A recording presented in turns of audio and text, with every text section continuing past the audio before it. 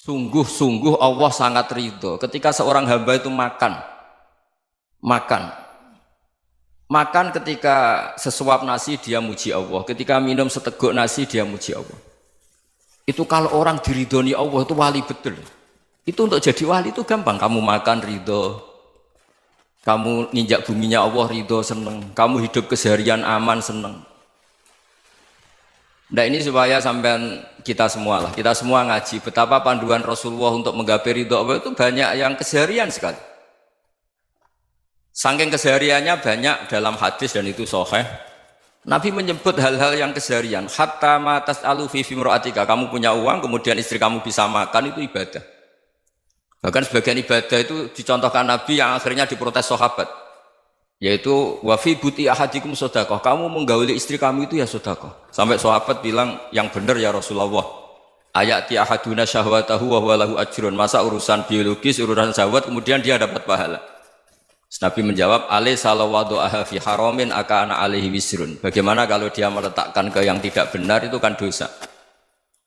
Nah, hal-hal seperti ini yang saya ingin teman-teman semua lah, semua. Saya juga agak ingin ngaji demi Anda juga agak ingin. Itu dosa sekali ngaji kok pesanan kelompok tertentu itu enggak boleh. Islam itu untuk semua. Jadi ya cuma karena di depan saya jenengan ya seakan-akan jenengan korbannya. Itu ada ilmunya dalam usul fikih itu. Jadi orang itu harus ngaji usul fikih. Nama yang disebut, mungkin Mas Sufyan masih ingat zaman ngaji usul fikih. Nama yang disebut itu tidak jaminan sebagai prioritas perintah. Jadi misalnya gini, kebetulan yang di depan Nabi itu Abu Dzar. Nabi ya bilang, ya Aba Dzarin ini uhibbuka misalnya, atau ya Mu'ad ini uhibbuka, atau ya Aba Hurairah ini uhibbuka misalnya. Banyaklah riwayat yang Nabi nyebut ya Aba Dzarin, ya Mu'ad, ya Aba Hurairah. Kemudian misalnya Nabi meneruskan khitab, ini uhibbuka, saya mencintai kamu, fakul dubur sholatin, atau sebagian riwayat disebut falatadaan la dubura kulli sholatin, Allahumma inni ala dzikrika wa syukrika wa husni ibadatik. Saya mencintai kamu, siapa saja. Mu'ad bisa, Abu Dzar bisa siapa? Saya mencintai kamu, mohon kalau habis sholat kamu jangan lupa wiridan Allahumma a'inni ala dzikrika wa syukrika wa husni ibadatik. Ya Allah, tolong kami permudah supaya mudah ingat engkau. Anda tidak bisa mentang-mentang, wong nama saya Parmin, nama saya Purnomo, itu yang diperintahkan Mu'ad misalnya. Jadi yang disebut satu, tapi khitab itu untuk siapa saja. Saya teruskan ya. Jadi saya mohon semua kita melakukan kebaikan itu kalau dalam kaidah fikih disebut al yakin la yuzalu bisyak. Banyak kebaikan yang kebenarannya itu 100%. Tidak punya efek samping ke pihak lain, ke kelompok lain, ke komunitas lain. Yaitu tadi misalnya Anda makan dan itu murah sekali, hanya butuh satu piring. Setiap punyaan kamu muji Allah, setiap minum kamu muji Allah. Itu redaksinya Rasulullah SAW disebut Allah sangat ridho ketika seorang hamba makan, kemudian dia memuji Allah. Atau minum, kemudian dia muji Allah. Logikanya gampang, negara seperti ini yang kamu harapkan bentuknya kayak apa, mertua, ipar, komunitas, tetangga. Itu nyata terjadi itu kan belum pasti. Sementara yang mesti terjadi adalah kamu butuh makan, kalau tidak mati. Butuh minum, kalau tidak mati. Butuh bumi yang nyaman ditempati, kalau tidak kita juga mati. Sebab itu Allah kalau menyebut nikmatnya itu hal-hal yang keseharian. Alladzi at'amahum min ju'. Allah itu siapa? Allah itu yang menciptakan kamu bisa makan. Tidak berlebihan. Allah itu yang menciptakan kondisi sosial itu ideal. Zaman Nabi itu ya ada orang munafik. Orang-orang pilihan Allah itu juga diuji orang sekelilingnya yang macam-macam. Semua diuji sesuai konteks zaman dan waktu. Nah, tapi ada ibadah-ibadah yang selalu disarankan Nabi. Sampai Nabi itu pernah ditanya, ayul islami khairun ya Rasulullah, Islam terbaik itu gimana? Jawaban Nabi itu unik. It'amut to'am. Islam terbaik itu ya makan-makan, santai-santai. Ketika Allah menyebut beberapa kebaikan, falak tahamal aqobah wa ma adrokan apa? Mal aqobah. Terusannya apa? Fakku raqobah. Terusannya apa? Au it'amun fi yaumin di masubah. Ya, itu acara makan-makan itu juga Islam. Kenapa? Ya bayangkan kalau tidak ada makanan, kita mati kan? Kondisi sosial tidak ideal itu Anda masih gak apa-apa. Tapi kalau Anda tidak makan, Anda tidak minum, Kamu punya istri cerewet masih bisa hidup, punya mertua cerewet masih bisa hidup. Tapi kalau tidak makan bisa mati. Berarti penting mana istri sama makan? Penting mana? Makan. Semoga istri Anda dengar. Nanti kamu disuruh makan tapi pulang deh. Itu kalau dibahasakan makan masih memahami. Penting mana nasi satu piring dengan istri. Nggak ada nasi mati, nggak ada istri belum mati. Penting mana? Gak berani jawab kan? Nah, ternyata Anda ada garang kan di depan istri. Jadi saya mohonlah, mungkin Mas Sufyan Sauri tadi yang bisa bantu lah. Teman-teman tuh ngaji yang keseharian saja. Karena kita nyari ridha Allah itu berdasar firman Allah. Dan firman Allah itu menyebut keseharian tuh riang, gampang. Yaitu tadi misalnya wa min ayatihi manamukum billaili wan nahar. Termasuk ayat-ayat Allah itu kamu tidur. Maka dulu itu ada guyonan, ada tokoh Mu'tazilah, kelompok dalam Islam yang berpikir manusia itu bisa menentukan ikhtiarnya sendiri. Karena saya bisa duduk, ingin berdiri, berdiri. Karena kelompok ini nggak terima kalau semua kehendak Allah, nanti bagaimana kalau semua kehendak Allah kok ada hisab ya, ada sanksi. Lucunya itu, dia akhirnya, ini cerita ya, mencintai seorang perempuan, cantik sekali. Dan itu dia menjadi ahli sunnah itu oleh hal-hal yang sepele. Karena istrinya cantik, ya namanya suami istri itu hubungan intim. Terus ditanya, Mas, masih ingin lagi? Masih. Silahkan diulang lagi. Wah ya tidak bisa. Katanya manusia bisa menentukan yang diinginkan. Itu tobat itu. Itu nggak bisa ditobatkan Mas Sufyan Ats-Tsauri. Orang cantik yang mudah nobatkan orang itu orang cantik. Segampang itu. Akhirnya kita tahu, makanya kalau dalam kitab Hikam itu disebut al-akil mayyakul madza yaf'alu wa hubi wal ghafil mayyakul madza af'al. Orang yang punya akal karena sadar ini wilayah Allah, semua milik Tuhan. Itu dia tiap hari berpikir, besok Allah akan melakukan apa terhadap dunia ini. Kamu merencanakan suatu mau plesir, ternyata gempa. Mau wisata ke Rusia, ternyata perang. Kamu tidak pernah tahu apa yang akan terjadi besok. Wa ma tadri nafsum madza taksibu ghadan. Tapi anda semua kita ini sering punya jadwal permanen. Makanya saya kalau diundang siapa saja, bisa takdir. Yang jelas Gus ini acara penting. Ya masih acara penting nak pangeran ngersakno piye? Kowe ape dadi pangeran, kamu kok mau jadi Tuhan? Itu kadang ya kiai. Penting Gus acara ini jenengan harus memastikan bisa. Loh kamu itu yang ngajarin tauhid, sesuatu itu biadillah kok bilang-bilang apa pasti. Kalau maksa terus tak tobatkan kamu kata saya. Ya kalau gitu Gus bilang insya Allah. Wah itu hati saya, fisik saya, roh saya sudah bilang insya Allah. Tidak usah kamu latih kata saya. Nah hal-hal tauhid keseharian itu gampang sebetulnya.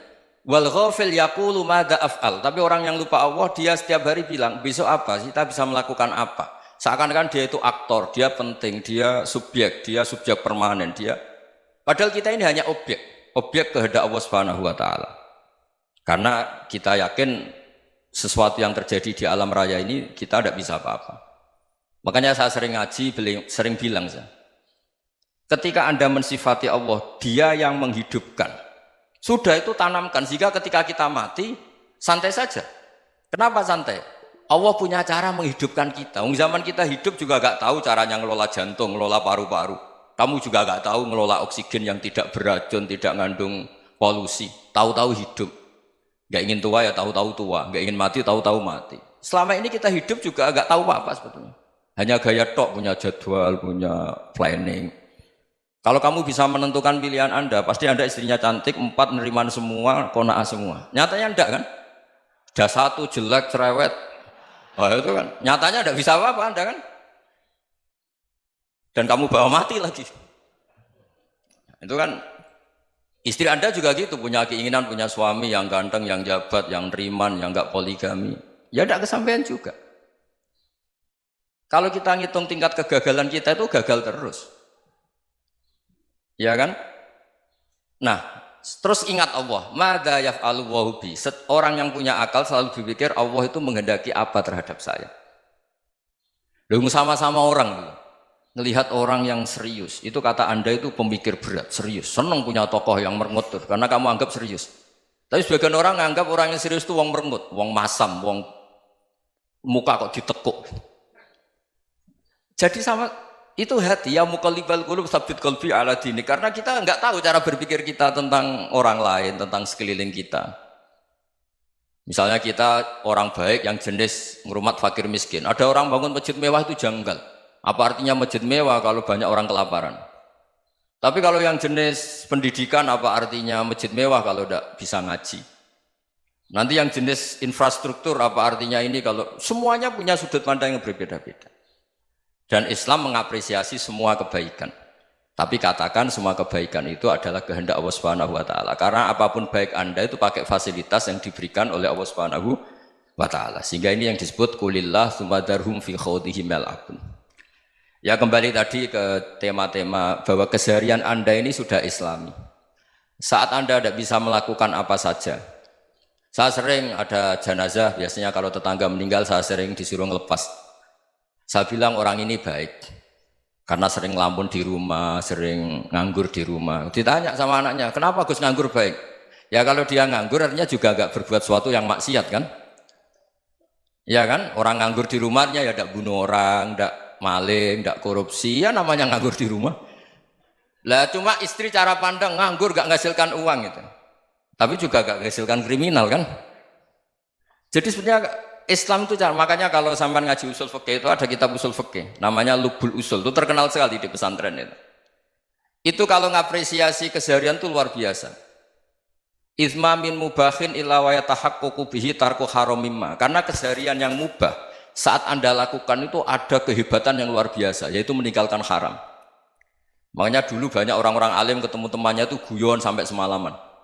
Itu biasanya yang semangat Islam itu kiai kok ndak tahajud, kiai kok ndak witir. Orang yang sedang mapan uangnya banyak, malam itu tidak kelayaban itu sudah luar biasa. Melawan nafsu supaya tidak maksiat itu sudah luar biasa. Supaya lupa guyon sama temannya semalaman sampai subuh. Gejlok-gejlokan kenang zaman miskin, zaman kuliah nggak jelas, zaman apa. Melihatnya jangan tarkut tahajud. Seperti ini meninggalkan tahajud, tapi meninggalnya ini talkul muharramat. Jadi kayak apa hebatnya? Sehingga Imam Ghazali punya riwayat yang agak unik. Hatta takuna ibadatu akhiri hadil ummah iku an-naum. Sehingga suatu saat ibadah terbaik umat ini itu tidur. Itu kan riwayat kontroversi. Ketika Imam Ghazali tanya, kenapa iya? Kenapa kamu mulai keluar dari rumah itu sudah banyak maksiat? Melihat perempuan yang enggak mahram, melihat fenomena. Tapi kalau kamu tidur itu enggak melihat apa-apa. Tapi juga kamu jangan nganggap tidur itu ibadah betul. Saatnya melakukan fardu ain malah masih tidur. Tapi itu sudut pandang yang menjadikan kita Islam itu gampang. Jadi saat Anda tidak bisa aktivitas apa-apa, misalnya ada beberapa orang yang lumpuh. Lumpuh itu memang nggak bisa Jumatan, nggak bisa ibadah, tapi dia juga nggak bisa maksiat. Tidur itu memang Anda saat itu tidak bisa tahajud, tidak bisa witir, tapi saat itu ada zina, ada maling, tidak gosipkan orang, tidak bully orang, tidak menanamkan kebencian, tidak hasud. Sehingga tidur menurut Allah Ta'ala wa min ayatihi manamukum billaili apa? Wan-nahar. Karena di tidur itu selain ada unsur istirahat, jaga kestamina, juga ada unsur meninggalkan beberapa keburukan. Nah saya mohon ibadah yang keseharian ini kita jaga. Supaya kita semua baca ayat itu fasih. Fasih itu tertanam di hati. Allah itu siapa?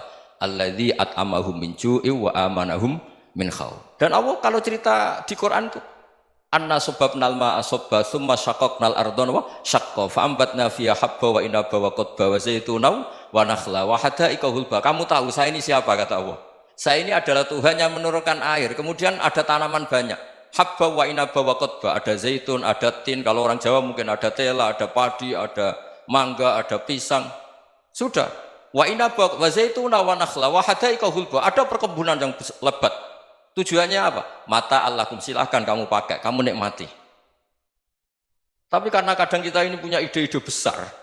Tadi untuk syukur saja nunggu punya istri riman, rumah baik, tetangga baik, komunitas baik, semuanya baik baru syukur.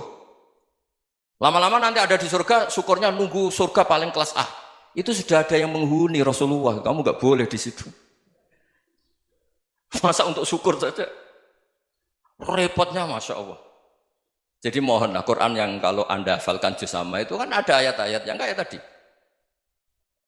Ya, fal yang dzuril insanu ila ta'ami. Coba lihat Apa yang kamu makan ya? Dari mana? Dan untuk mempertahankan hidup kamu keseharian. Jadi jangan kira ibadah itu harus membentuk komunitas yang versi Anda. Ibadah itu harus yang hal yang mulu-mulu. Kesehariannya Anda alami. Loh ini saya tidak bikin-bikin. Saya ngaji bukan karena berdasar pesanan. Itu ayat yang saya baca kan betul ada ayatnya kan. Fal yang dzuril insanu ila ta'ami anna sababnal ma'a sabba thumma syaqqaqnal ardo syaqqa fa ambasna fiha habba wa inaba wa qadba wa zaituna wa nakhla wa hadaiqa ghulba. Terusannya apa? Mata'al lakum, silakan kamu nikmati. Mata itu silakan kamu nikmati. Ya kayak sampean dikasih hidangan ya makan. Ya sudah makan, habis makan ya minum, habis itu ngantuk ya tidur. Ya sudah normal-normal saja. Kayak apa indahnya Islam? Tapi Anda mencari Islam yang gimana lagi? Nah itu yang diajarkan guru-guru kita, diajarkan sanad kita sampai Wali Songo, sampai Rasulullah SAW. Bahwa pada akhirnya ada jihad, ada perang. Itu dulu memang perang, bukan membunuh, beda.